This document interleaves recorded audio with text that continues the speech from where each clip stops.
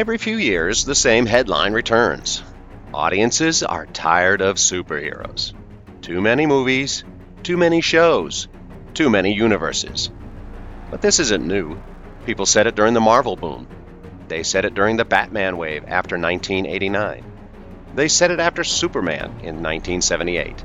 And decades earlier, they said it when Superman dominated radio. Superhero fatigue isn't the end of a trend. It's what happens when a storytelling form becomes unavoidable. So the real question isn't why audiences get tired of superheroes. It's why entertainment keeps returning to them. In the 1940s, Superman had his own radio show which ran for over a decade, introducing kryptonite and expanding the mythology simply to generate more stories. The goal wasn't resolution, it was continuation. Theaters copied the same idea with weekly serials. Batman, Captain Marvel, and Captain America appeared in cliffhanger chapters designed to bring audiences back every Saturday. Superheroes weren't just characters, they were a structure built around return. Television inherited that structure in the 1950s. The Adventures of Superman turned the hero into a routine viewing, not a special event, but part of everyday life. After George Reeves' death, producers tried to continue the story with a prequel, The Adventures of Superboy, but the only thing produced was an unaired pilot. Then in 1966, Batman changed everything. Adam West and Burt Ward's series embraced repetition openly, bright colors, recurring villains, cliffhangers, and a tone that could be reshaped week to week.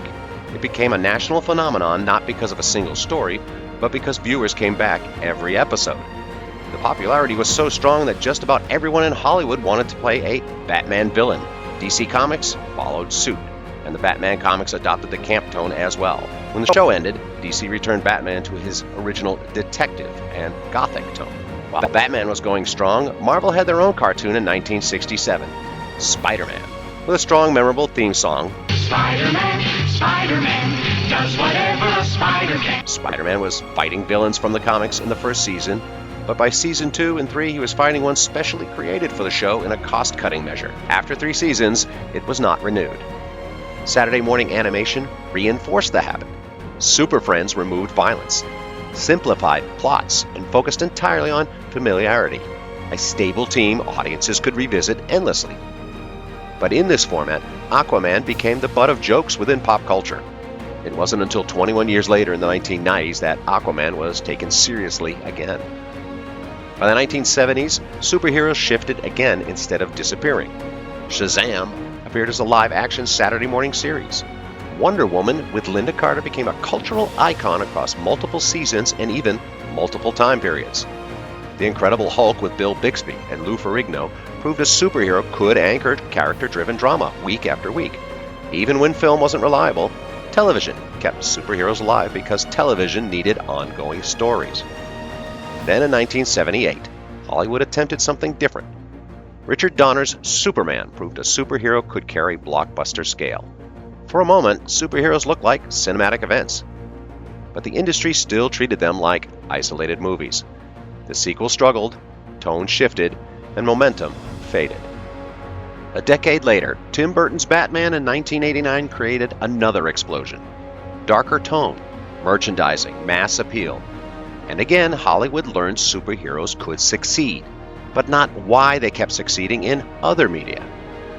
The 1990s became experimentation.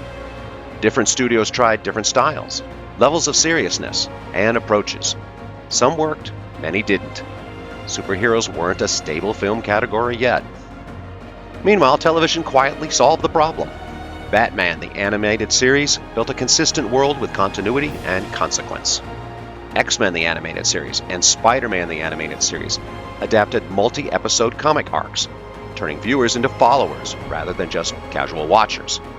For decades, TV had been doing what film had not, sustaining narrative instead of concluding it. The breakthrough in film finally came in the 2000s. X-Men presented heroes as part of a larger world. Spider-Man proved audiences would return to a continuing character journey.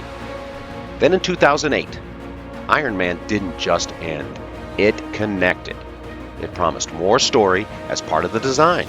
Movies began behaving like comic issues. Television mirrored it openly in 2012 when Arrow launched a connected DC universe that crossed between multiple shows the same way comic titles had crossed for decades. By then, the pattern was clear. Superheroes weren't dominating because of costumes or powers. They dominated because they were built for continuation, solution to an industry that needed audiences to keep coming back. Radio, serials, television, animation, blockbuster cinema, streaming. Each time the medium changed, superheroes survived because they fit the structure best. They were never just a genre, they were a format. Hollywood didn't simply adapt comic books, it adopted how comic books work. Stories stopped ending and started continuing. And that is why superhero fatigue keeps returning. Because what audiences react to isn't only the characters, it's the persistence of ongoing narrative itself. Superheroes didn't reshape Hollywood because they were popular. They became popular because Hollywood reshaped itself to operate like them.